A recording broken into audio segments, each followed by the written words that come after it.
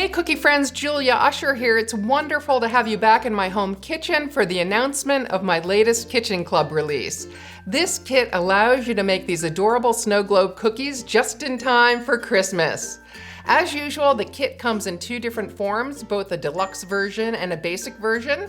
The deluxe version, which is the focus of this video, includes 3 snow globe cutters of various sizes, as well as stencils from my Reindeer Wrap and Gingerbread Village Dynamic Duo sets. The basic kit, which is a little more economical, is basically a streamlined version of this one with fewer cutters and stencils. But it too allows you to make wonderful snow globe cookies.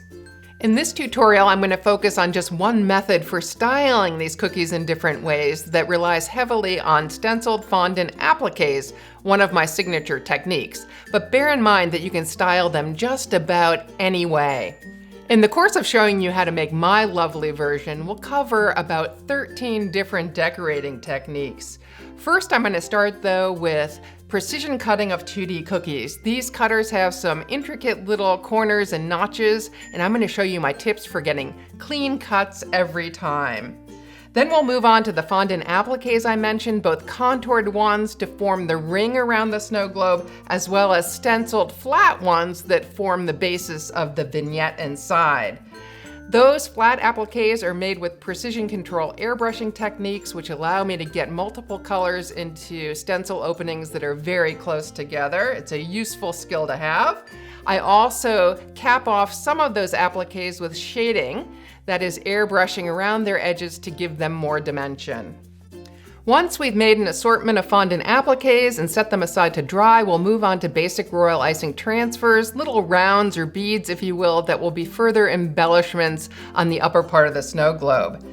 Then it's on to outlining and flooding both the top of the snow globe and ultimately the base.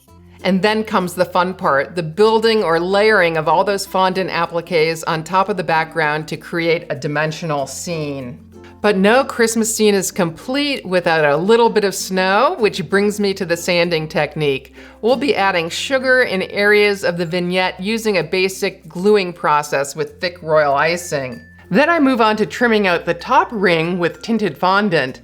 I'll also eventually trim out the base with modeling chocolate ribbons that I've spritzed with luster spray for added sheen for the holidays, but not until I first outline and flood that base with royal icing using the methods described earlier. As lavish as the upper part of the snow globe is, we need to balance it with some detail at the bottom of the snow globe, which brings me to the final decorating steps.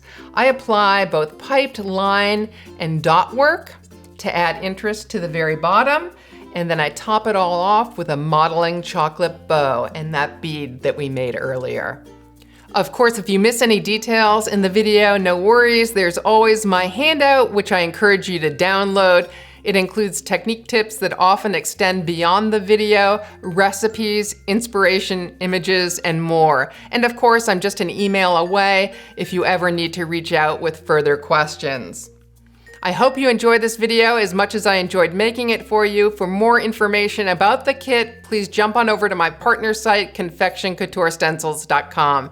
Till the next tutorial, live sweetly and Merry Merry Christmas.